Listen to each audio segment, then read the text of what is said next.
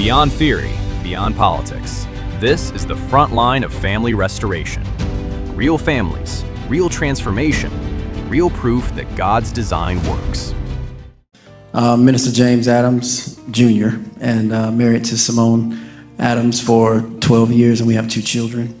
We've been greatly impacted. I would say the lesson 1 was a huge impact for me, just because when I had to speak the destiny statements to each of them, I couldn't get through the words without I was fighting back tears. Mm-hmm. It was tough for me, not because I didn't believe them or believe that about them, but because it made me painfully aware of the power of my words as the man of the home and as the spiritual leader of my home.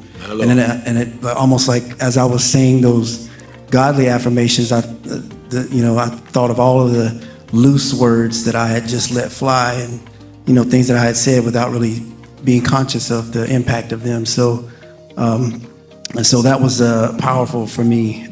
I've always been very critical of myself. That's just how I've always been. And the enemy has used that to take scriptures that should be affirming my identity to beat me over the head with them, because I wasn't living like the one in John, 1 John says, you're born of God, you cannot sin. And that scripture used to condemn me. But the reset, we had to write out our identity statements. That one was mine. I wrote that one out. And as far as our family goes, I didn't realize that the kids have actually memorized the declarations. Like we say them so much. We say them about 3 times a day, but the other day they wanted to say them together. And I was like, do you know them? And we started saying them and they knew them.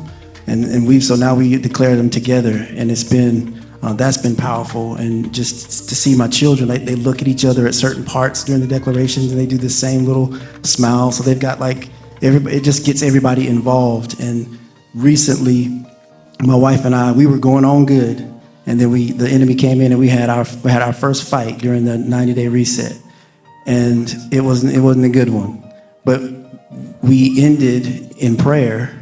And even though the issue wasn't resolved, we went back to the identity of what God says about our relationship, what we say about each other, and we left it there, and it was done. We woke up the next morning and it was reset.